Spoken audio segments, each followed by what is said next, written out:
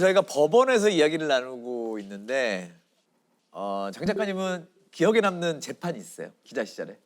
있어요. 담배 소송이었어요. 네, 담배 소송. 우리가 담배 소송이라고 하는 소송이 되게 여러 개인데 듣는데 재미있으시라고 좀 약간 영화에 비유를 해가지고 말씀을 드릴게요. 스타워즈처럼 담배 워즈 본편 3부작이 있고 속편 3부작이 있다.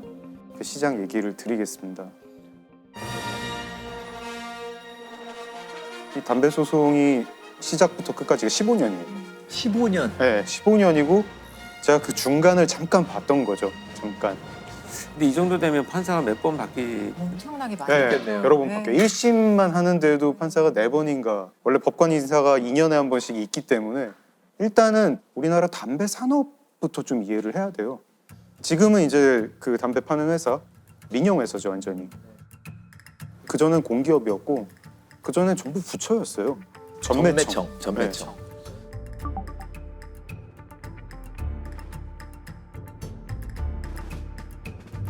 전매청이 언제 생겼냐면 대한민국 건국할 때 생깁니다. 대한민국 건국할 때부터 전매청이라는 기관이 있고 국가가 담배를 판 거예요. 옛날에는 담배 수입이 사실 국가로서도 정말 큰 수입이었기 때문에 그렇게 국가가 금연을 장려할 이유가 없었어요. 우리 수입이니까. 그 흡연의 폐해를 잘 모르기도 했고 그런 채로 수십 년이 지나고 담배인삼공사를 상대로 소송을 냅니다. 한 분이. 개인이요. 개인이에요. 이분은 어떤 분이냐면 외항선원이세요. 1943년생 외항선원인데 이분은 근데 20살 때부터 하루에 한두 갑씩 매일 담배를 피우셨어요. 36년 동안 매일 한두 갑을 피우고 나갔는데 너무 아픈 거예요.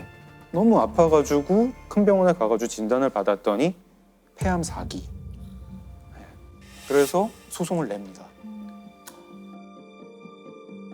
36년 동안 담배를 피워왔던 폐암 환자가 우리나라에서는 처음으로 국가와 담배인삼공사를 상대로 손해배상 청구 소송을 냈습니다. 부산에 사는 외항선원 56살 김모 씨는 오늘 담배인삼공사와 정부를 상대로 1억 원을 배상하라는 소송을 냈습니다.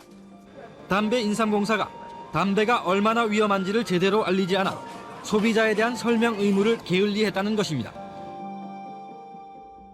담배인삼공사, 당신들은 발암물질을 제거하려는 노력 없이 하자가 있는 제품을 생산을 했고 그 위험성을 제대로 알리지 않았어. 그래서 내가 폐암에 걸린 거야. 그러니까 손해배상 대상이 된다. 우리 대한민국 정부 흡연 규제를 하고 예방 대책을 세웠어야 됐는데 그러지 않았다.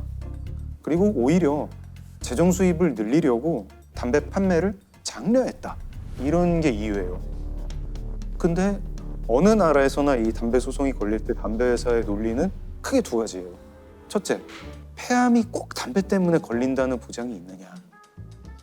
통계적으로는 담배 많이 피우면 폐암 걸리는 건 알겠지만 암을 일으키는 요인은 여러 가지가 있고 이걸 증명하기가 정말 힘들죠.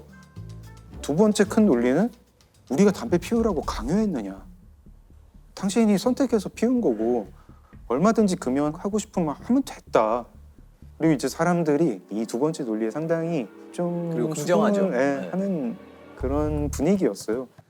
언뜻 들어봐서는 쉽지 않는 소송일 것 같은데. 쉽지 않죠. 네. 네.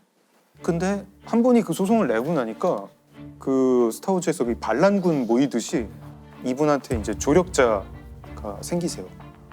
일단은 그 폐암이랑 후두암을 앓고 있던 환자 20명 분이 같이 또 집단 소송을 내요. 담배인삼공사를 상대로. 그리고 그 민주사회를 위한 변호사 모임 민변이 이건 공익소송이니까 우리가 돕겠다. 그래서 조그맣게나마 반란군 진영이 형성이 되는데 담배 회사 입장에서도 이거 정말 명운이 걸린 소송이잖아요. 그래서 이 소송이 신경전이 장난이 아닌데 정말 한치의 양보도 없는 그런 소송이 됐고 이 소송 관련 서류가 수만 페이지.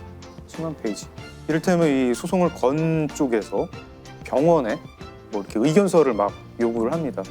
이분이 폐암 걸린 거 왜 걸렸을까요? 그러면은 거기 병원에서 이제 답변서를 담배 때문에 걸린 것 같습니다. 이러면은 반대쪽에서 담배 회사 쪽 변호사들이 다른 각도로 막 물어보는 거예요. 과연 정말 담배 때문일까요? 다른 이유는 없을까요? 뭐 이런 식으로 막 질문을 보내고 그 흡연 피해자가 다녔던 막 고등학교 때 건강 어땠나요? 이런 거부터 국립암센터에까지 엄청나게 많은 기관에 엄청나게 많은 질의서를 양쪽에서 다른 각도로 막 보내요. 그걸 답변하는데 막 뭐 몇 달, 심지어 1년 넘게 걸리기도 하고 판사님은 그거 다 읽으셔야 되고 네. 그런 것도 있었고 이 소송을 건 쪽에서 흡연 피해자 쪽에서 담배 회사의 연구 자료들을 공개해라. 위험성 너희도 알고 있지 않았느냐. 뭐 이런 거 재판 과정에서 필요하니까 우리한테 보내라. 그러니까 담배 회사가 한참 고민을 하다가 한 300건 정도를 보여줄 수는 있는데 우리 회사 와서 몇 시부터 몇 시까지 이 시간 안에 복사하지 말고 보고 가. 그러면은 이 흡연 피해자 쪽은 정말 말도 안 되는 조건인 것 같다. 안 보겠다. 뭐 이런 신경전 막 벌이고 중간에 한번 흡연 피해자 쪽이 타협안을 제시를 해요. 너희 수익을 가지고 공익재단을 만들어서 흡연 피해자들을 위해 써라.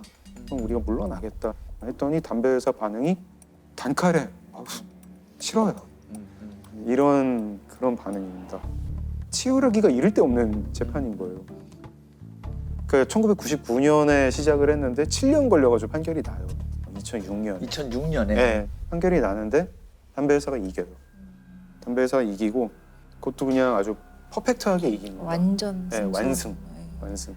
법원이 이제 판단을 했는데 통계적으로 흡연이 폐암을 일으키는 건 맞는데 이 소송 제기한 분이 암 걸린 게 담배 때문인 것까지는 확실하지 않다. 알 수 없다. 이런 거예요. 대법원은 우선 역학적 상관관계는 인정했습니다.